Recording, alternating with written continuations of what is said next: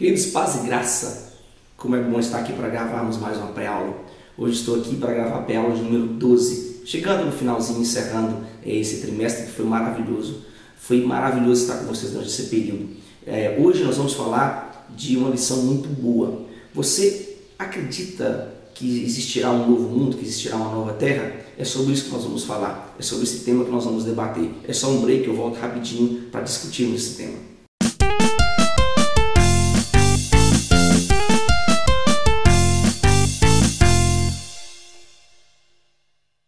Que bom estar com você em mais uma pré-aula.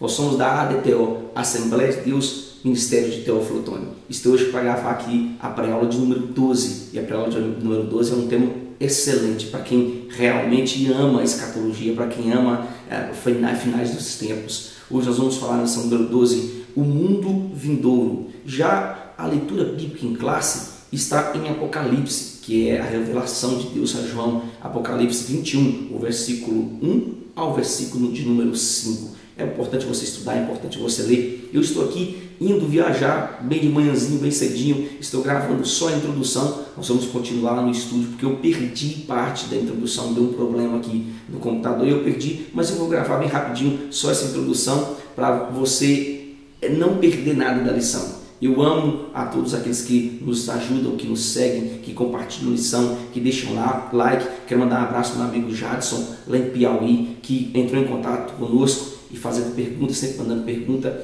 Que Deus possa abençoar o pessoal do Espírito Santo, o pessoal lá do Ceará, também o pessoal que está nos seguindo fora do Brasil, o meu amigo Paulo Verniz, lá na África, nosso missionário, ele é Flávio Richard. Que Deus abençoe vocês, que Deus derrame graça sobre vocês e que a escola bíblica dominical não deixe de produzir frutos, que é as almas aos pés do Senhor, que são pessoas dedicadas, entendendo sobre o ministério, entendendo mais sobre a palavra de Deus. Então, a introdução dessa lição, você vai falar que é grande o conflito que existe no pensamento humano, principalmente quando nós falamos aqui sobre o futuro. Há uma incógnita em todo ser que tem raciocínio, em todo ser que foi criado. Até mesmo aqueles que não creem em Deus, aqueles que não acreditam que existe alguém maior capaz de elaborar um projeto tão fantástico como a Terra.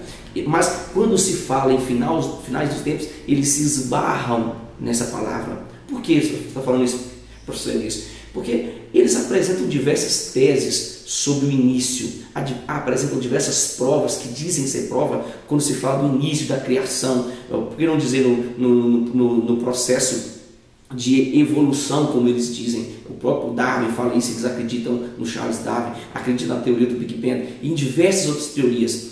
Mas quando nós falamos sobre o pós-morte, querido, não há fundamentos coerentes, não existem posições esclarecedoras e reveladoras como na Bíblia. Então não existe. A Bíblia é o centro da verdade em todos os sentidos, mas no pós-morte, quando se fala da teoria lá fora sobre o islamismo e diversas outras religiões, é uma teoria tão sem base, tão sem nexo, mas a Bíblia nos dá uma posição tão divina, tão maravilhosa. Quando nós vimos João ser arrebatado, quando nós vimos João falar parte do que existe nos esperando, a Bíblia dá-nos tanta certeza e tantas provas que nós paramos dizendo assim, realmente a Bíblia tem razão. É isso que você vai falar nesse início. Então essa lição, ela vai nos mostrar, nós veremos o quanto o futuro ainda deixa o homem perplexo.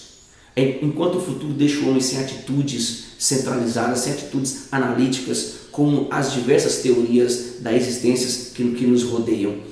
Essa lição nos mostrará que temos uma vasta explicação para o pós-morte e também para o termo aqui pré o quê? Pré-acontecimentos acerca do fim. Nós vamos seguir e você vai ser abençoado com essa lição. Amém? Vamos continuar no tópico número 1. Continuando aqui no tópico de número 1, o tópico de número 1 vai falar sobre o milênio. Querido, nesse tópico você vai falar que o reino milenar ou milênio aparece 6 vezes no Novo Testamento. Em Apocalipse nós teremos a palavra chamada Tílias. Tílias significa o quê? Significa 1000, é o termo usado para 1000. Esse termo 1000 é o tempo em que o inimigo de nossas almas aqui, Satanás, ele será tirado da terra. E quando Satanás for tirado da terra, nós teremos aqui o que nós chamamos de tempo de paz. Onde eu acho algo sobre isso? Apocalipse, o capítulo 20, o versículo de número 2, Apocalipse 20, um pouquinho antes da leitura bíblica em classe, diz assim: ele segurou o dragão, a antiga serpente, que é o diabo, Satanás, e o prendeu por 1000 anos. Olha que interessante, o versículo número 3 diz assim: lançou um abismo, fechou-o, pôs selos sobre ele, para que não mais enganasse as nações, até se completarem os 1000 anos. Depois disso, é necessário que ele seja solto por pouco tempo. Esse texto nos mostra que Satanás será aprisionado por 1000 anos e ele não poderá mais enganar os povos que habitaram a terra. Esse período, então, nós teremos um período de paz tão sonhado pelo ser humano. Diferente aqui, esse período é diferente do período que nós tínhamos da grande tribulação, onde o primeiro cavaleiro, onde nós teremos aqui especificado 7 anos, dividido em 3 anos e meio de paz e 3 anos e meio de guerra. Esses 3 anos e meio de paz é uma falsa paz. Tem muita gente que confunde o cavaleiro do Apocalipse, que sai achando que ele, o primeiro cavaleiro que traz consigo paz, e muita gente entende que esse cavaleiro é o Messias. Querido, é muito diferente, porque esse cavaleiro traz uma paz que é durante pouco tempo, é um período rápido, então ele sai somente para trazer um período para enganar muitas pessoas. Aí diz assim, ó, Apocalipse 6, vi quando abriu um dos 7 selos, ouvi um dos 4 selos vem dizendo, como se fosse a voz de trovão, vem. Vi, eis um cavalo branco e seu cavaleiro com um arco, e foi-lhe dado uma coroa, e ele saiu vencendo para vencer. Só que esse período, quando se abre o segundo selo, vem o segundo selo dizendo vem, e saiu um cavalo vermelho, e o cavaleiro foi-lhe dado de tirar a paz. Então, muita gente confunde isso aqui, e é preciso estudar esse termo. Nós não vamos entrar nisso aqui agora, porque tem muita coisa para falar nessa aula, mas é importante você entender isso aqui. Já diferente do cavalo e o cavaleiro de Apocalipse 19, que há detalhes, que diz que ele está com a veste salpicada, que os seus olhos são reluzentes, os seus olhos são como chama de fogo, os seus pés são reluzentes, ele usa cabelos brancos. É detalhado quando João vê o Messias, quando vê Yeshua no seu reinado pleno, é muito diferente. Para você entender isso aqui, que nesse período que nós estamos falando sobre 3 anos e meio de falsa paz, 3 anos e meio de guerra, é o período chamado Grande Tribulação. Entra nesse texto também o poço do abismo, é atualmente o lugar onde está aprisionado alguns demônios, como diz Lucas 8,31. Ele será o lugar aqui onde a besta subirá. Onde eu acho algo sobre isso? Apocalipse 17, versículo 8. Será o mesmo lugar. Assim é adequado, nós podemos dizer que o diabo ele ficará preso lá durante 1000 anos. O dragão em Apocalipse 12, versículo 3 ao 9, conhecido como Satanás, ele estava no controle da serpente desde o Éden. Gênesis 3 fala sobre isso. Desde o início da criação, ele tenta contra a criatura criada por Adonai, a criatura criada por Deus. A terra, nesse período de 1000 anos, ela será governada por quem? Pelo próprio Messias, pelo próprio enviado de Deus, pois ele cumprirá aqui a profecia de Isaías 2, o versículo de número 3, que diz assim, olha que interessante, Isaías 2, versículo número 3, irão muitas nações dirão, vinde e subamos ao monte do Senhor e à casa de Deus de Jacó, para que nos ensine os caminhos e andemos pelas veredas, porque de Sião sairá a lei. Olha que interessante. E a palavra do Senhor de Jerusalém, confirmando o reinado davídico, o reinado onde o Messias se assenta para ter plenitude dos tempos durante 1000 anos. É interessante você frisar aqui que onde o Senhor sentará, ele sentará sobre o trono de Davi. Aqui nós temos a comprovação de que Yeshua esteve em um corpo humano. Por quê? Porque ele assumirá o reinado no tempo humano e ele estará perpetuando a promessa de reinar sobre Jerusalém. Não como na época dos discípulos, que eles imaginavam que o governo era humano, e não era um governo humano, era espiritual. Mas agora ele terá o governo em suas mãos. Querido, Esse tempo milenar, ele será o tempo conhecido como o tempo da plenitude. Ou seja, o tempo do conhecimento, o conhecimento pleno de todas as coisas. Há instruções e orientações, a harmonia aqui no reino animal, a harmonia na justiça e também a alegria em todo o tempo. É o que o homem sempre sonhou. Mas depois Satanás será solto para provar as pessoas que nasceram durante esse período. Ok? O tópico de número 2 da nossa revista, continuando aqui, vai falar sobre a ressurreição dos mortos. Deve ficar claro nesse tópico que a ressurreição ela acontecerá em 2 estágios. Então, a primeira para os santos, que é o ressoar da trombeta, e ressuscitarão eles primeiro. A primeira das Tessalonicenses 4, o versículo de número 16 fala sobre isso. Já a segunda, após o reino milenar. É interessante porque após o reino milenar, porque esse povo do reino milenar precisará ser tentado para realmente decidir entre Yeshua ou entre o inimigo. Isso é evidente. Querido, entenda que o termo usado aqui como primeira ressurreição é justamente para os santos. Logo depois do milênio nós teremos os demais povos desde Adão ressuscitados perante o juiz dos juízes. Quem é? O próprio Yeshua. Essa ressurreição é chamada de ressurreição universal ou última ressurreição. Esse tópico vai falar isso aqui. Não dê muita corda aqui, porque senão você vai ficar preso o tempo todo nessa lição. E você não vai nem terminar, porque tem muita coisa para a gente ver aqui. O tópico de número 2, continuando aqui, vai falar sobre, olha que interessante, sobre o juízo final. Juízo final ou trono branco, como é conhecido. É exatamente aqui que serão julgados todos os que fizeram parte da primeira ressurreição. Onde estarão os cristãos? Essa é a base. Essa é a base. Essa é a base. Estes cristãos, eles já fazem parte aqui do reino de Cristo. Isso é interessante. Eles têm aqui o corpo glorificado. Apocalipse 20, versículo 4 fala sobre isso. Fica evidente aqui nesse tópico que essa separação de julgamento terá 2 julgamentos, nós falamos na aula passada. Para os santos, para receber galardão. E para os ímpios, para a segunda morte. Isso aqui deve ficar claro. Querido, fica evidente nesse tópico mais uma promessa existente na Bíblia. Mais uma promessa. Quando temos o Filho que antes era Paracletos e agora ele será o juiz. Quem é ele? Yeshua HaMashiach. Onde eu acho algo sobre isso, professor? João. Olha que interessante. Novo Testamento, João, o capítulo 5, o versículo de número 22. Olha o que diz o versículo 22. Diz assim: e o Pai a ninguém julga, mas o Filho confiou todo o julgamento, todo o processo. Ele vai confiar a quem? O próprio Jesus. Por quê? Porque ele sofreu num corpo humano e passou por todas as tentações. Isso deve ficar evidente nesse tópico. O tópico número 2 do item 2, ele vai falar sobre o julgamento. A pergunta sempre é a mesma. Quem participará do julgamento, professor? Todo mundo tem medo disso aqui. Fica evidente isso aqui nessa lição.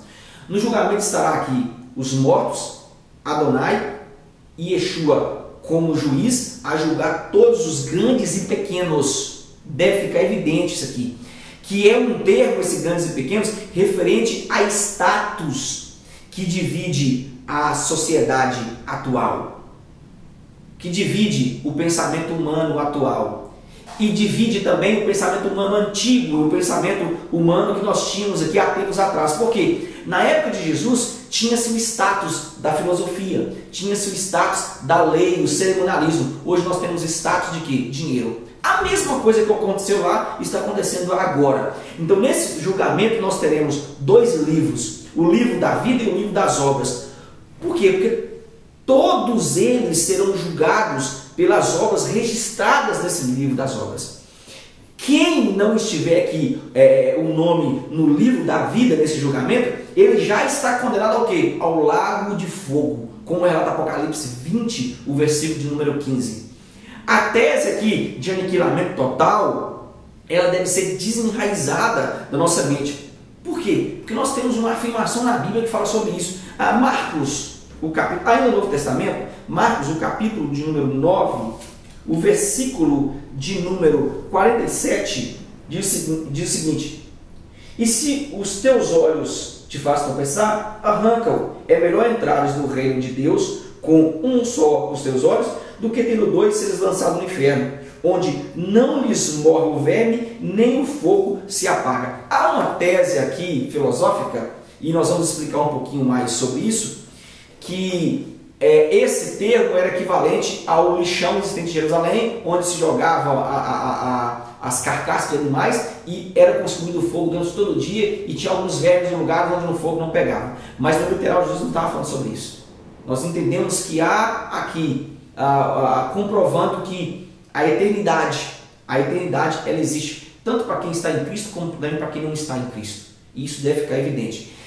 Gente, as pessoas querem tentar colocar nossa cabeça na aniquilação total para que nós entremos na onda de que já que eu vou cair e vou se aniquilar totalmente, então eu vou pecar. Eu não vou preocupar com amanhã, porque já que eu vou explodir, virar purpurina, como eu vejo muitas pessoas falando por aí, eu vou pecar.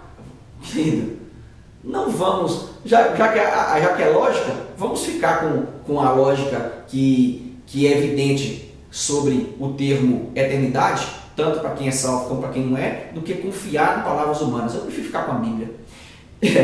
Esse termo de Marcos aqui nos mostra que a eternidade para os condenados, ela também é espiritualmente. Pois nenhum animal ou criatura humana vivos era lançado aqui no Gena para serem queimados, vivos e atormentados. O Gena aqui era o lixão que existia em Jerusalém. Não se lançava animais vivos, nem tampouco pessoas vivas, só carcaças. É isso que nós estamos falando aqui. E por isso essa evidência deve ficar clara nesse tópico. Já o tópico número 3, desse item, ele fala sobre assim, destino dos ímpios. Aqui eu quero explicar o que eu estava falando agora há pouco. A palavra grega, que nós chamamos de Geena ou Gena, Guiana no original, que corresponde à palavra hebraica Jim-Rimon,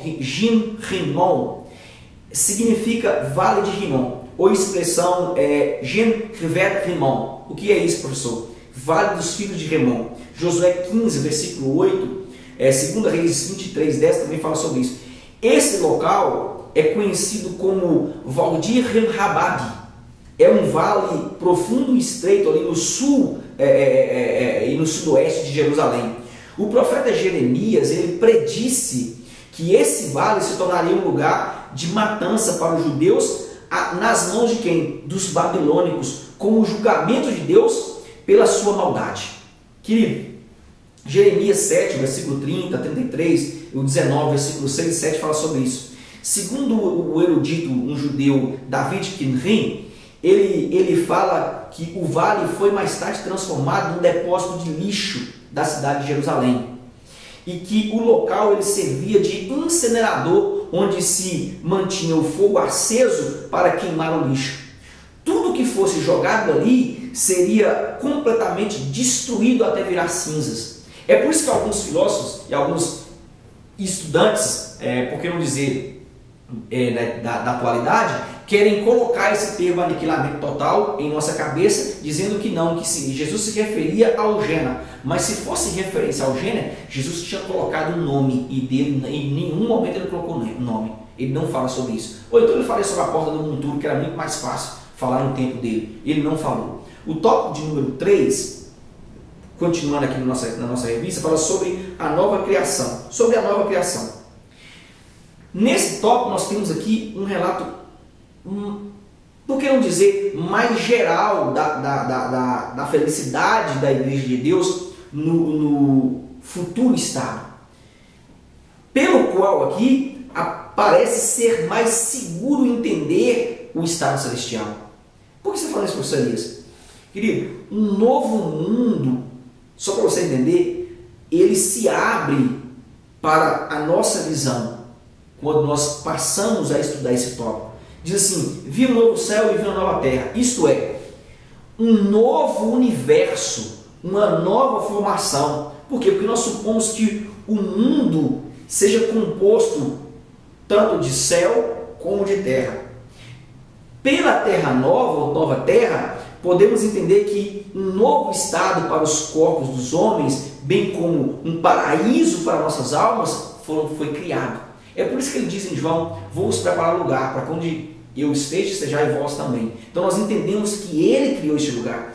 Este mundo não é agora recém-criado, mas ele é recém-inaugurado. Ele é preenchido com todos aqueles que eram herdeiros de quem? De Yeshua. Ao analisarmos o termo, porque já o primeiro céu e a primeira terra passaram, o mar não existe, nós podemos afirmar que a terra contaminada aqui pelo homem, ela não poderá manter diante da santidade, ela não poderá se manter diante da santidade de quem? De Adonai. Elas terão que fugir da presença dele, porque ele é santo em todo o tempo. Há uma magnitude tão grande sobre isso que nós precisamos entender. Eu queria que você entendesse que os querubins, os serafins, há um complemento das 6 asas, como nós estudamos isso. Com 2 cobriam os pés, com 2 cobriam os rostos e com 2 voavam. Esse cobrir os olhos é justamente o termo de que eles não podem ficar diante da santidade de Deus. São criados por Deus, sim, só que a reverência é tamanha que eles cobrem o rosto. Até a arca da aliança é os querubins com as mãos, com as asas voltadas e o rosto abaixado. Sinal de reverência diante da santidade de Adonai. E isso é muito profundo. Nós devemos falar sobre isso. Nós devemos colocar o nosso aluno para entender que a santidade de Deus, ela vai ofuscar em todo o tempo. São raios violentos para você entender. É como se você tentasse olhar para o sol. Você não vai conseguir. Quem está diante da santidade de Deus é impactado pela santidade de Deus. Não consegue. Lembra de Moisés? Moisés falou, não pode me ver, porque se você me ver, certamente morrerás. Então, esse termo aqui, essa classe de anjos, é o tempo todo em reverência a Adonai, com as asas para frente e a cabeça inclinada.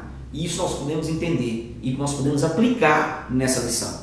O tópico de número 2, no item 3, vai falar sobre a Nova Jerusalém. Você vai falar nesse tópico que não deve haver confusão entre a Nova Jerusalém que desce do céu com a Nova Jerusalém milenar.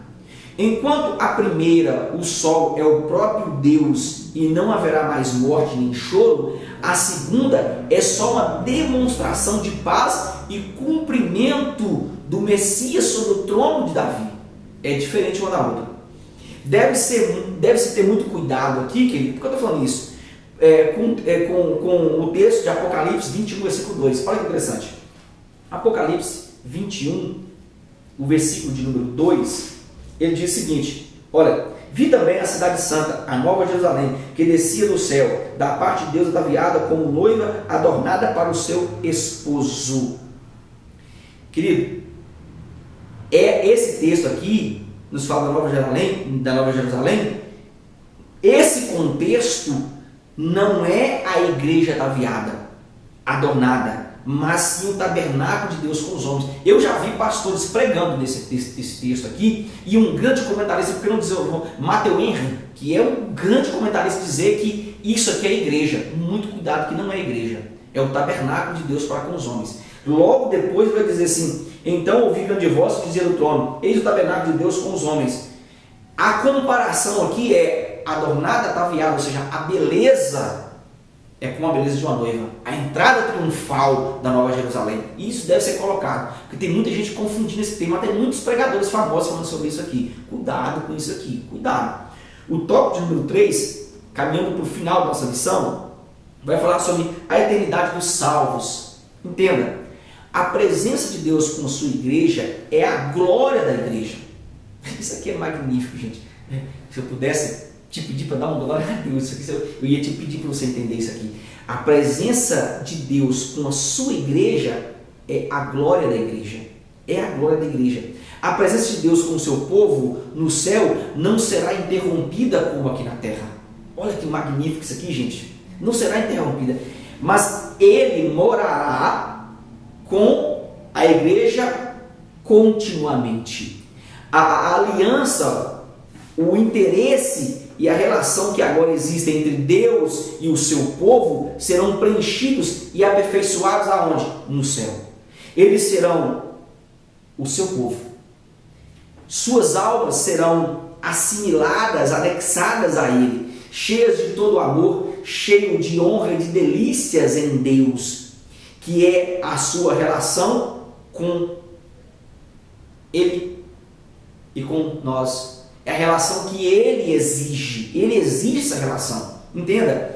E isso constituirá a sua perfeita santidade. Ele será o nosso Deus, ou Ele será o seu Deus, como eu coloquei aqui para você entender. Ele será o nosso Deus. Eu estou falando aqui porque eu não coloco como igreja, só para você entender. Entenda que o próprio Deus, Ele será agora o nosso Deus em todo o tempo. Não haverá separação, não haverá cor para nos separar dele mais. Não haverá. Querido, sua presença imediata com o povo, seu amor pleno será manifestado em todo o tempo. Isso deve ficar claro. A sua glória sobre o povo, a sua santidade entre o povo será a felicidade perfeita do povo, a felicidade perfeita da noiva. Então ele responderá aqui, só para você entender, completamente ao caráter da relação de sua parte. Como eles devem fazer da parte de quem deles. Então, nós corresponderemos como igreja adornada, linda e maravilhosa, e ele como Deus. Ele desce, nós subimos. Há um encontro pleno. Aqui será completado o que nós chamamos de plenitude dos tempos. Nós estaremos para sempre na eternidade com Ele. Eu sempre me perguntei, e eu sempre tentei me responder, só para você entender, o que nós faríamos no céu. Querido, tem gente que acha que vamos ficar no céu sem fazer nada. Que nós vamos ter muita coisa para fazer no céu. E eu vou sentar com Jesus, vou perguntar tanta coisa para Ele, como Ele fez o sol, como Ele fez... Tanta coisa eu quero perguntar. Essa conexão, ela existirá e não será mais atrapalhada como aqui na Terra. Aqui os meus problemas me atrapalham, os meus afazeres me atrapalham, o cotidiano me tira a presença de Deus, as raivas que eu passo, as tribulações que eu passo me afasta do Espírito Santo, mas lá não, lá eu estarei com Ele em plenitude, em todo tempo. Já não existirá mais quem me tire da presença dEle, e isso deve ser explicado.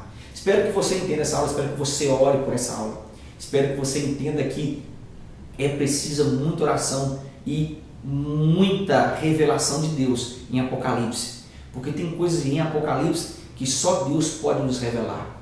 A gente fala assim, professor, aonde se arruma tanta explicação, querido? Oração. Quando você está em oração, Deus te revela as palavras que as pessoas não vão entender, mas quem está ligado em Espírito entende. É o que nós chamamos de palavras de sabedoria. Nem todos têm, deve-se buscar, e é um dom, deve-se buscar. E aqui no Shalom, e até a próxima pré-aula, que Deus te abençoe.